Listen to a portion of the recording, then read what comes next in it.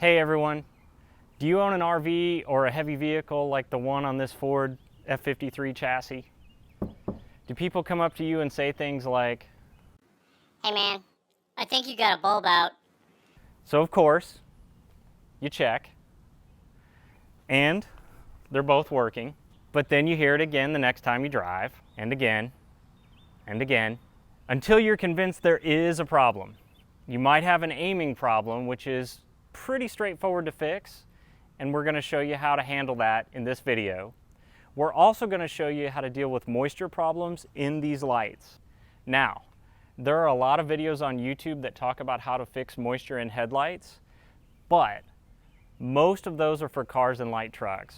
While the process they suggest is not wrong, it's different for a lot of RV and Ford F-53 chassis like this one and the lights that they have. So keep watching, we'll get you fixed in a jiffy, but first, bumper.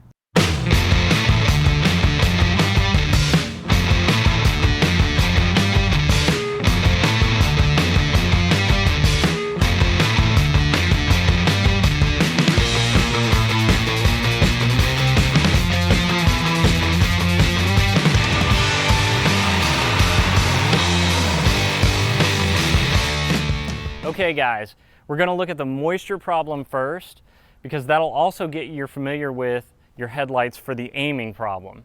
And we'll discuss that aiming problem in a little bit. But first, I said that fixing moisture problems in these lights is different than what you'll do for a car. And that's because these are not sealed headlights like what you find on a car. Yes, they are. No, they're not. Yes, they are. No, they're not. They're technically not sealed lights. No pressure can build up in these at all. See, most modern cars, SUVs, and light trucks have bulbs with a gasket or an O-ring that seals when you insert that bulb into the assembly. But these don't have that. Let me show you.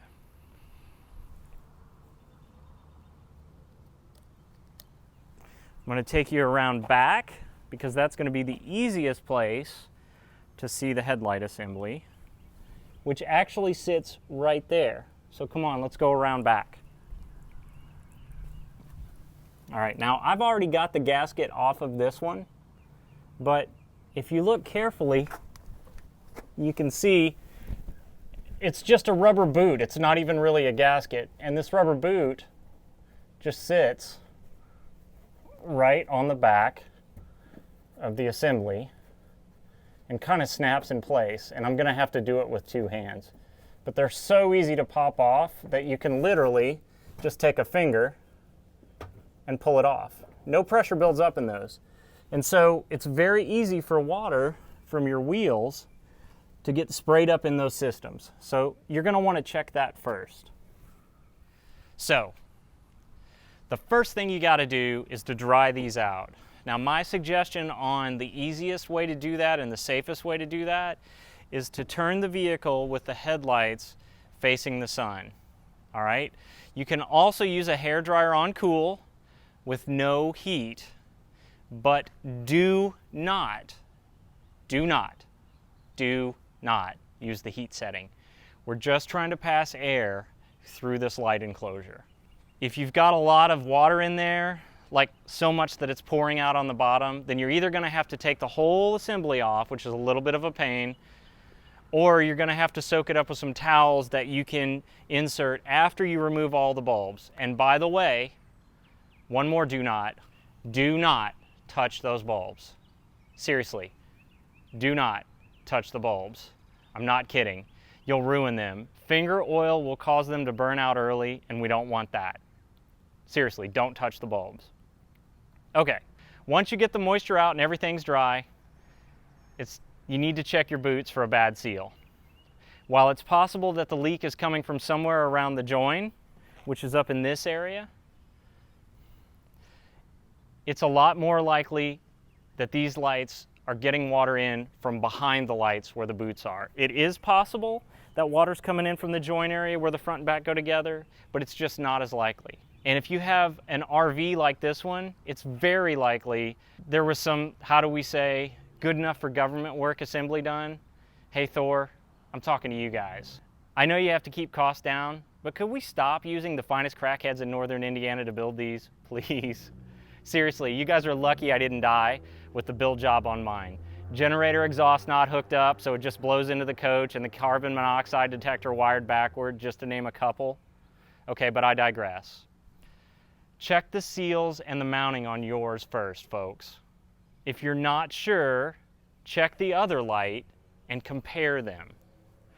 I found bolts on mine that were in one place on one side, and those same bolts were inserted properly behind the assembly on the other side. I had one that it wasn't even run through the light at all. It was just bolted behind the light to the frame, and it wasn't holding anything in place. And it's going to be stuff like this that will most likely fix your problem. All right, now on to the aiming. This is going to be best done just before dark. If you're one of those weird up just before the sun types like Jay, you can do it just after sunup.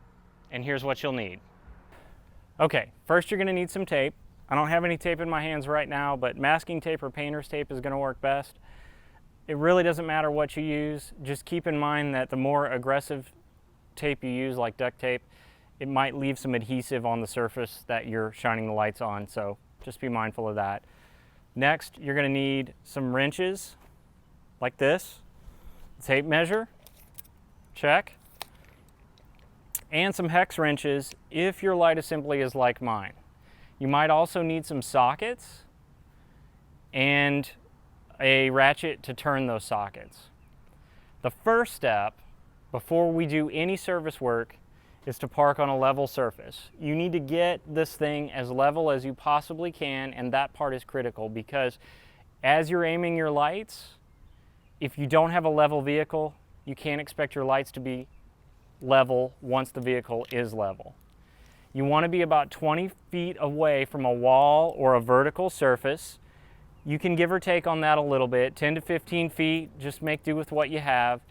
Measure the distance from the ground to the center of each of your low beams, okay?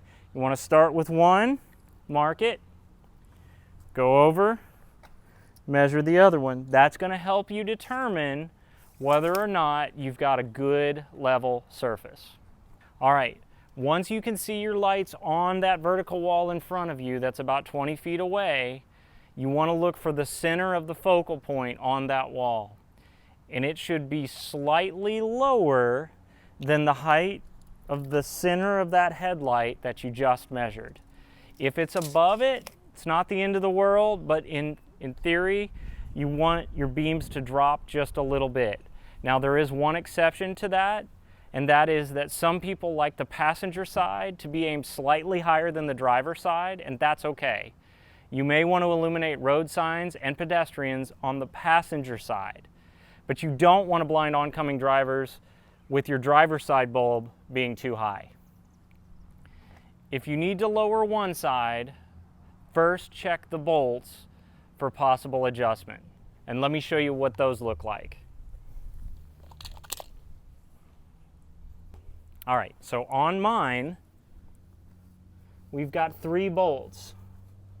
And I'm going to touch them with my finger so you can see. The first bolt is on the top. It's right here. The whole assembly sits on that bolt. If I pop it loose, I can slide forward and back, and that's going to adjust the aim of the whole light assembly. The other 2 bolts are on the bottom side, and I've found it's easiest to get to those by turning the wheel in a little bit and then reaching in from behind and going after that bolt right there. And there's the other one right there. You take those 3 nuts loose and you can tilt that whole light assembly forward and backward. All right, next we want to look at the focus ring. Now these lights have a lens that moves forward and backward. Let me show you here. And this adjusts the size of the cone that comes out of the light.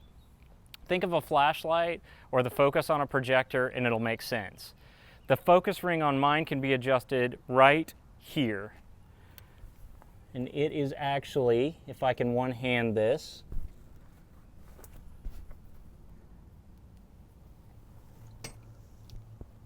right there. It's white, and it's actually easier to see from behind the wheel. I'm going to stick my hex wrench in it just so that you get a look. Now this is a number 6. It should fit right in. It does. That's a number 6 hex wrench. So keep that in mind. All right. If you twist this counterclockwise or clockwise, right, it's going to pull that focus ring forward and backward, and it'll be closer to the lens or further away from the lens. Let me move it a little bit here so you can see what I'm talking about. All right, watch that light close and you'll see it move. So that is getting closer to the lens, and then counterclockwise on mine pulls the focus ring further away from the lens like that. Okay, that's going to adjust your cone. That's going to make the spread of the light either wider or more narrow depending on where you have your focus ring. So that is it, guys. Please do us a favor and give this video a thumbs up if it helped. Leave a comment. If you have questions, we'll try and answer them. And subscribe for awesome content like our podcast and Jay's videos, which are typically better than mine. I promise. Thanks for watching, and we'll see you soon.